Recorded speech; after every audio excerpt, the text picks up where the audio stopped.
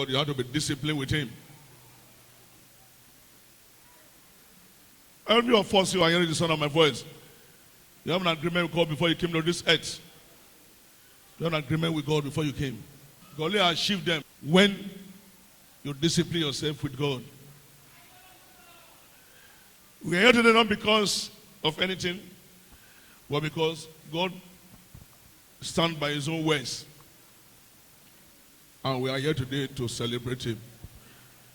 Today is annual Thursday of glorification. But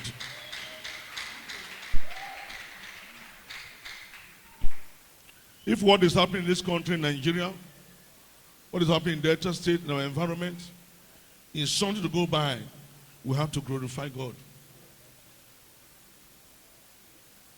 It's only in Christendom people don't grow. It's only in Christianity people don't grow. In company, people grow to managers. In business, people grow and become, they have branches everywhere. But in Christianity, people don't grow. Why? Because we are not prepared to serve God. We are not prepared to serve God the way God wanted to serve him. And we're not ready. We're too full of ourselves. I look at many years I came. When God called me many years ago, I didn't go to Bible school, I didn't go to pastor school. I told everybody that I don't want to become pastor. I tell them, when I went to university, I never went to theological school. God told me I should come and do his work. It's the work God created me for. And all of you here, God created for a purpose in life. That purpose can only be achieved when you discipline yourself. We're going to glorify a God who has called me. And the first thing that there will be no premature death with our disobedience, with the corruption in this country, corruption in churches. If not for the words of his name, we will not be seeing what we are seeing today. Because God is God. God has stood by his words. Look at the high level of corruption, immorality everywhere.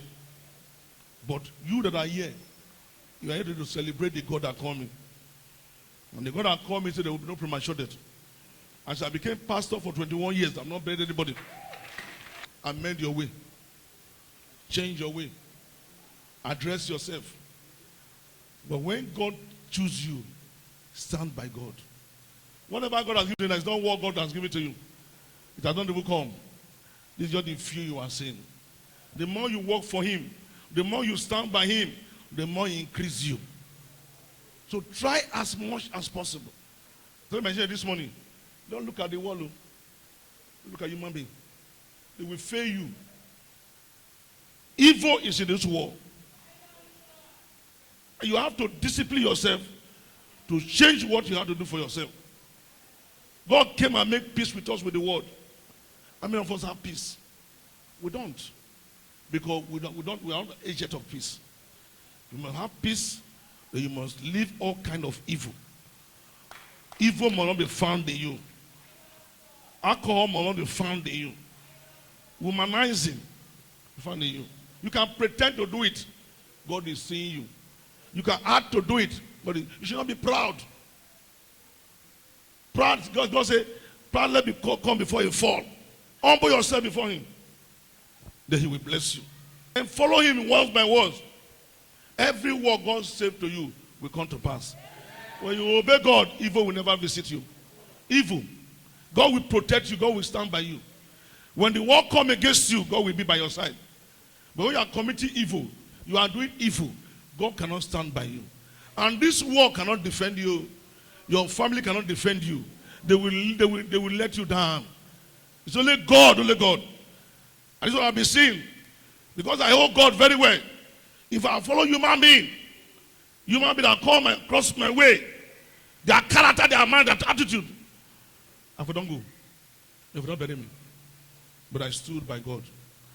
And I tell myself every day, you have called me to this work.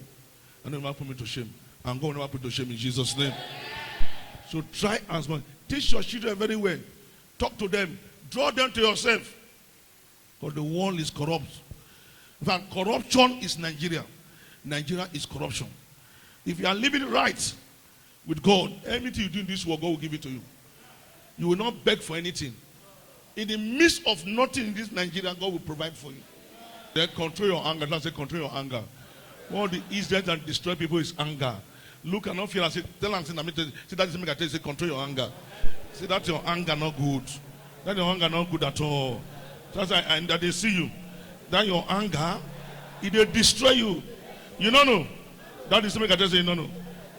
Jeremiah 29:11. Jeremiah 29:11. For I know the thoughts that I think towards you. Yes. Said the Lord.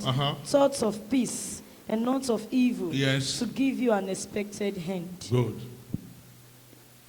God who called you know why he created you. I know why he has created you.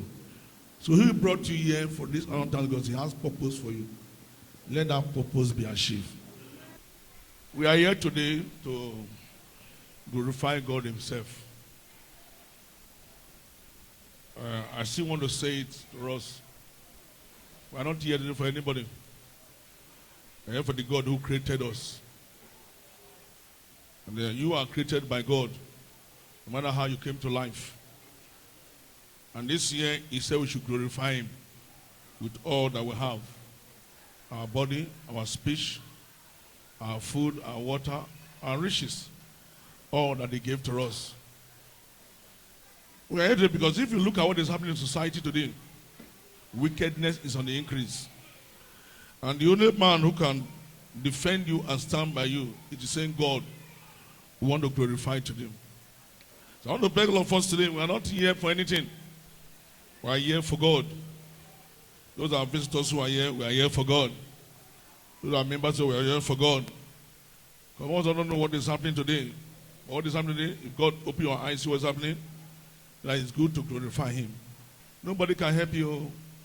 Nobody, not even man. But God is there to help all of us. John 3 is what he do. He gave his only begotten son. But God so loved this world. Only begotten son. Yes. That whosoever believe in him will not perish, but have everlasting life. So you see the love God has for us. God wants to see how many of us will show this love back to him today. But if our character, our manner, our attitude, the way we are behaving as a country, as a citizen, as a people, will not be here today. Evil vices have entered deep into every vices of the society. And some of you have contributed to it. But today, let's put all this aside and come to glorify this God. What God says, peace I give unto you. Peace I live with you. God leave peace for us to live in peace with others. If what we see in Nigeria and society today, we can't live. If Nigerians are given chance to buy all that God has given to us, we will be alive today. They will buy death so that we won't die. But God keep death aside. So no matter how you rob, no matter how you involve in corruption, no matter how you involve in immoralities, no matter the evil you do, no matter all the riches you have, all the one you have stolen, from where you work, from the company, from anywhere, one day, you will pay for it. There's a day for judgment. That's it, there's a day for judgment. Look for your face, there's a day for judgment. There's a day God will judge you. No matter what you do, in your home, in your environment, in your area, learn and know that God who created you is watching you. He's watching you. Please, we are here to glorify him, but meanwhile, I should still advise you. After glorifying him, God actually wants to live a good life. A life that will please him. A life that will make him know that he has created you. You are all yours. You all have a mission. You all have what? A mission. We all have a mission.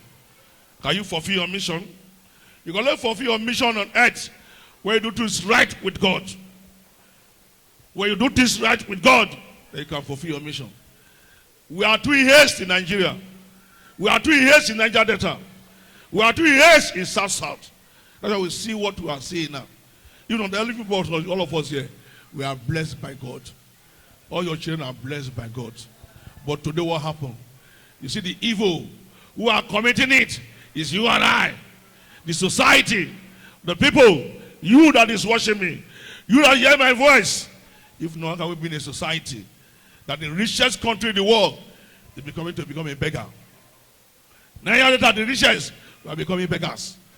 Then we today, who are supposed to live a life that will please God, we are working against God. Immorality everywhere. Our children, they are all now involved in immorality. Nightclubs, side chic, alcohol, nightclub, secret court, corruption. Every part of society is not taking part in it.